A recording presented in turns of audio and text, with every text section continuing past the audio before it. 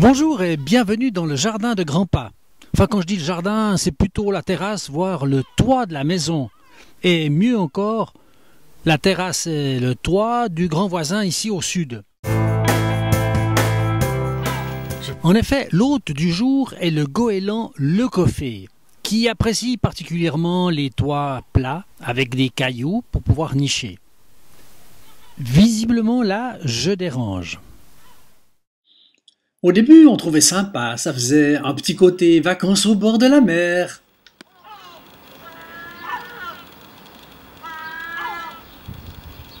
Admettez que ce n'est pas le cri le plus mélodieux du monde des oiseaux. Mais ça nous casse les oreilles, les goélands, mais ça nous casse les oreilles. De jour comme de nuit. Les goélands ont la maîtrise du ciel.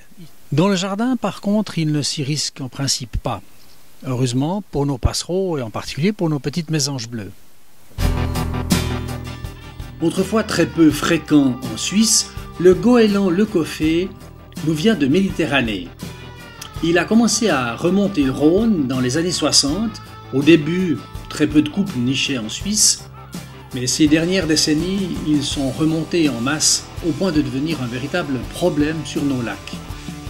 On a longtemps mis le goéland leucophée avec le goéland argenté. Mais actuellement, des recherches en génétique ont permis de montrer que c'était bien deux espèces distinctes, le goéland argenté étant basé sur les côtes de l'Atlantique. Le leucophée, il a le bec jaune, l'œil jaune, une tache rouge sur le bec et des pattes jaunes également. Ce qui le distingue du goéland argenté qui lui a des pattes roses.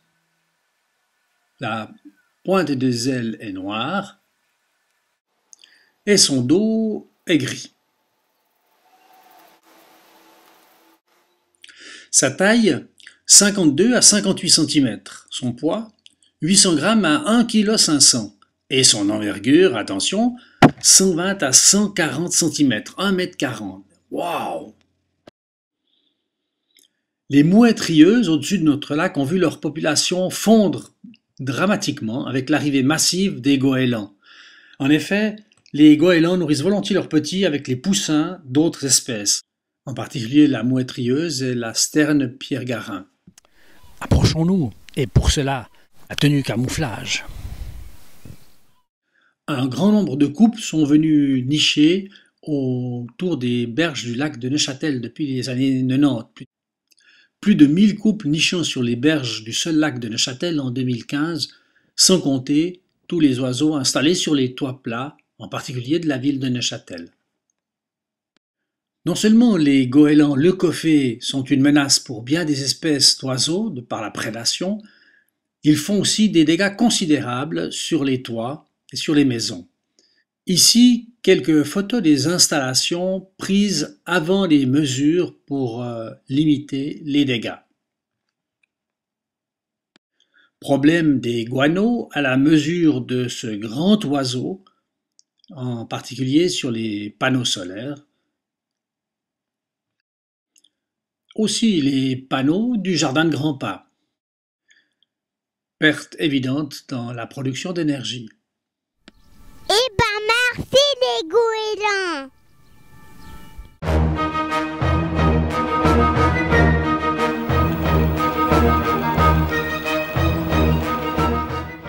Ces tourniquets fonctionnent bien au départ, mais les goélands sont des malins, ils comprennent vite qu'ils ne risquent rien.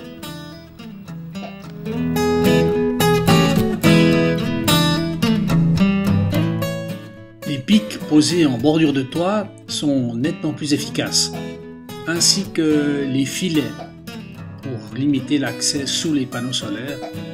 Ça ne va pas empêcher ici la construction d'un nid. Les fils tendus sont très efficaces.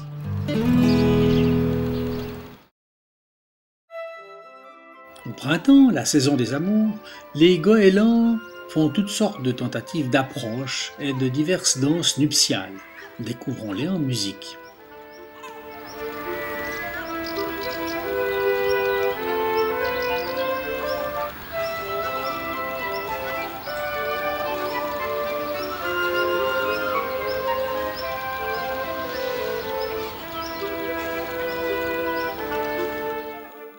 Chérie, j'en pince pour toi.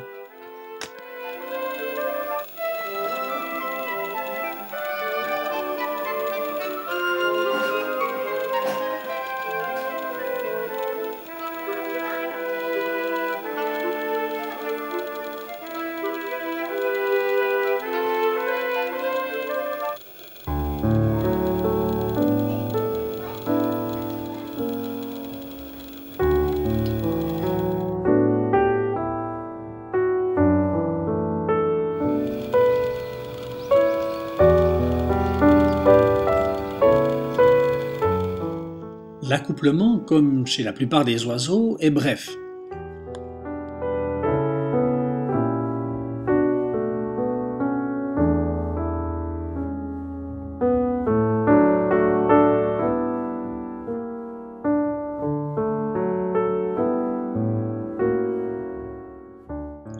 Le nid est réalisé au sol, il est assez simple, il ne se casse pas la tête, un peu de mousse. Une ponte en principe par année, la femelle pond 2 à 3 œufs qui mettront 28 à 30 jours avant d'éclore. Il faudra encore 35 à 40 jours avant le premier envol. Les parents goélands, c'est très pratique, apportent dans leur gosier la nourriture destinée à leurs petits poussins. Les petits picorent la tache rouge, la fameuse tache rouge sur le bec de leurs parents, et déclenche comme ça la régurgitation des aliments. Et c'est pour eux. Bon appétit les enfants!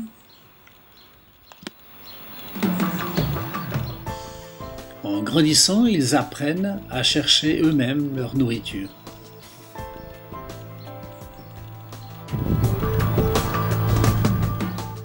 Pour leur nourriture, les goélands ne sont pas difficiles. Crustacés, poissons, vers, limaces, insectes, oiseaux, mammifères, charognes et même déchets font partie du menu. On les voit d'ailleurs à l'intérieur des terres, dans les champs fraîchement labourés, à la recherche de vers. Très protecteurs, les parents peuvent être très agressifs vis-à-vis d'un ennemi potentiel.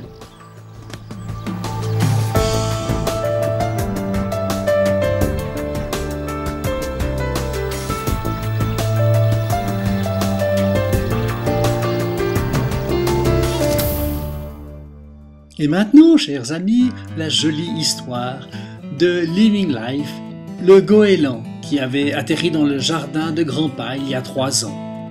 Loupant son premier envol, il était arrivé dans le jardin, un peu effrayé, appelant à l'aide.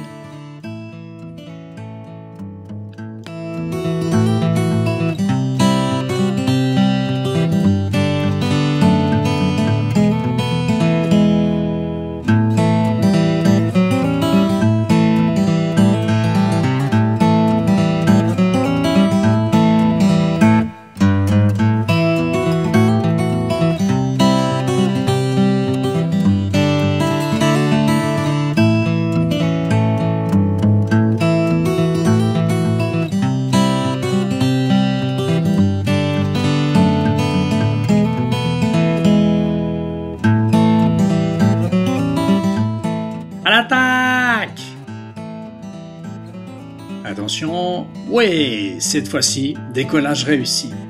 Et l'histoire de Clyde et de Bonnie, un soir, qui avaient trouvé un joli petit caillou tout lisse qu'ils ont pris pour un coquillage, un mollusque, et qu'ils ont essayé de casser en le lâchant sur les panneaux solaires à différentes reprises. Vous n'avez jamais eu envie de voler, de planer? Moi si, mais je crois que je suis un peu trop lourd et que j'ai pas les ailes pour. Mais ça va être fabuleux de pouvoir prendre ainsi de la hauteur.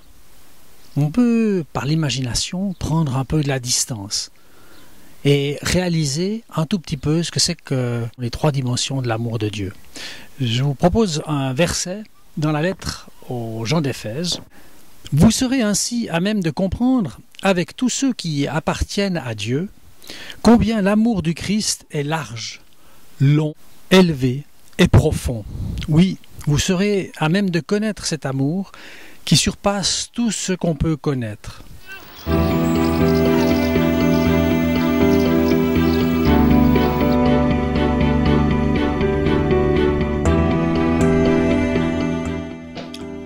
Le bricolage du jour, des allumes-feu, à réaliser sous la supervision d'un adulte, bien évidemment pour les enfants. Alors, des canettes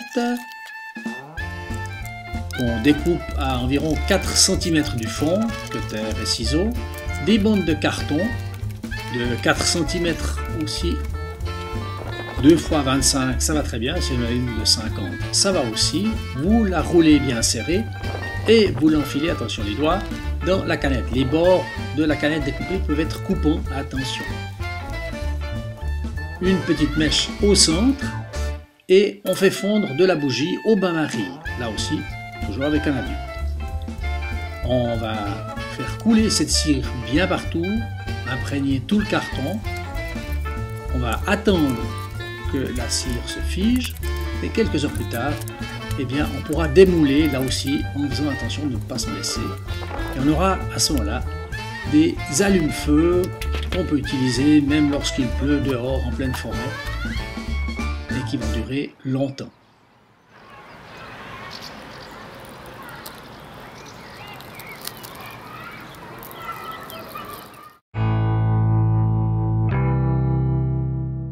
Un tout grand merci à Anna pour ses magnifiques photos, son petit gris dans un très beau terrarium.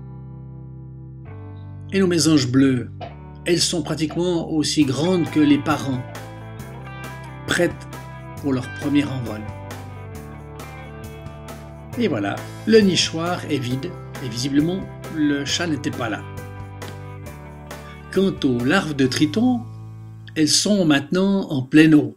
Mais que la prise de vue en macro ne vous trompe pas. L'ensemble de l'animal, queue comprise, mesure à peine 1 cm. On voit toujours son petit cœur battre en transparence. Les yeux plus gros que le ventre. Regardez bien dans les branchies, la circulation du sang y est visible.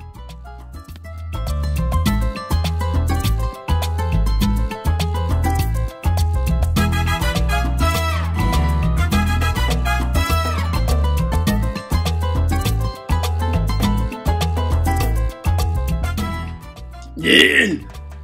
1, 0. Ouais. Nul. Ouais. Tu fais rien qu'à critiquer.